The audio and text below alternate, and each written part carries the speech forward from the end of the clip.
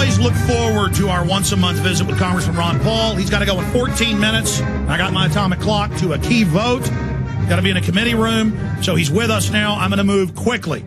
First off, Congressman, you won the straw poll at CPAC, proving that most of the Republicans are not warmongering neocons. You got 84% approval rating in Texas. You won by a record 80% in the primary, showing that America supports what you're doing. Can you comment on the fact that, your take on this? Well, I was very pleased and somewhat surprised, but it was a delight to have won that CPAC vote. But you know what was interesting is, the people who oppose us, they're still significant. If I get 32% of the vote, that means there's a large number who are still complaining, and they're part of the establishment. But what I thought was interesting is all the sour grapes that was expressed afterwards. They were complaining, and, oh, this is not for real, like they did in the campaign. But what was interesting is somebody said that, what we need to do is for CPAC to have any credibility, they have to change the way they vote.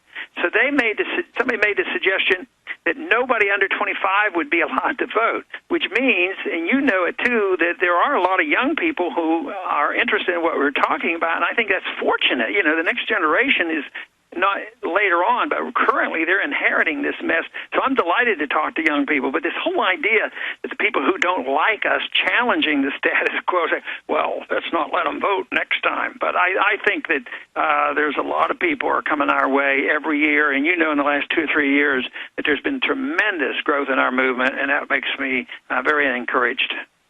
Absolutely. I want to cut to the chase here, and before we get into the banking situation.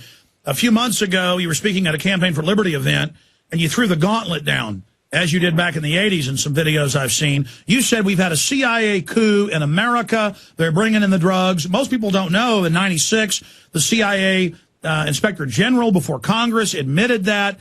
But it's wider than that. We know Wall Street and the banking cartel, the Federal Reserve System, through Yale and other outfits, set up the OSS and CIA.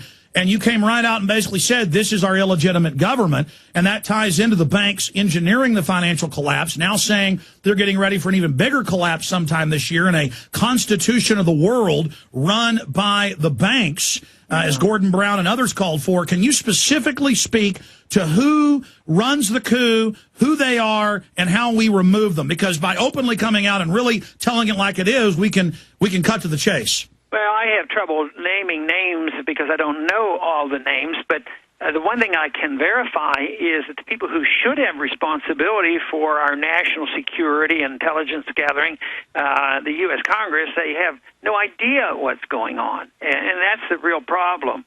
And it fits together, the secrecy of the CIA as well as the secrecy of the Fed. They control the money and they control secret government. People have referred to the CIA as a secret army for the president, but sometimes I wonder whether the presidents even have total control of the CIA as well, as many stories have been written about that.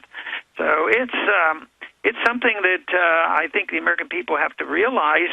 We do know there's been evidence, brought forth that the CIA actually can own banks, and there's been fairly strong evidence that the CIA has been involved in drug dealing. There are times when I think the war in Afghanistan, we say it has to do with pipes and oil, gas pipeline and oil, and other commercial things, but the other commercial thing may be the drug trade. Maybe the CIA's in competition with the drug dealers over there because there's a lot of self-financing in these organizations. But I don't take the position that I know all those answers, and I don't know everything that the Fed does. But my approach is that the people deserve, and the Congress has a responsibility to find out what they're doing. And if they're not doing it, fine and dandy, we'll clear the air. But if they are doing it, it will give us more ammunition for the reason why we need a different monetary system, and we need to have a different system of collecting intelligence, because they can tell us anything. Remember how we went to war in Iraq? The CIA was very much involved. Up there and say the CIA, they have weapons of mass destruction, and they're about to attack us. And it was based on false information. And this is what disturbs me the most, and that's why I want much more transparency of what our government is doing. Well, those were strong statements you made a few months ago, and you just echoed them. But specifically, Congress, as you know, has had hearings in the 70s about the shadow government, continuity of government. The Homeland Security Committee in the House has not been allowed to see the full text of PDD 51. We know we've seen a 12-fold in the last 8-year increase in opium out of Afghanistan.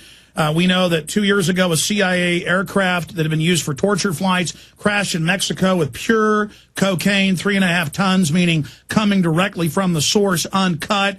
I mean, this is just comes out in Mena, Arkansas, over and over again.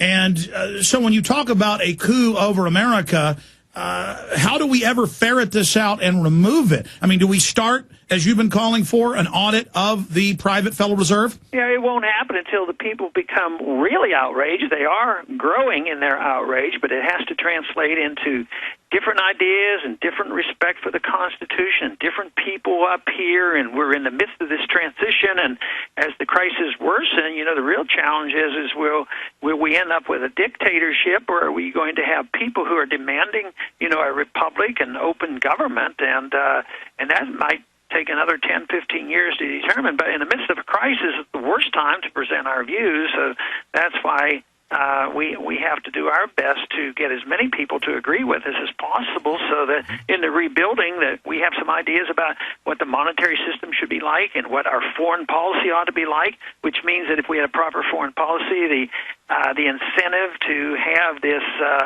CIA making excuses for knowing everything about us and everything that's going on in the world, that would all change. I don't believe that we shouldn't have some intelligence gathering, but I don't like these clandestine operations and killings and things that we've known to have happened.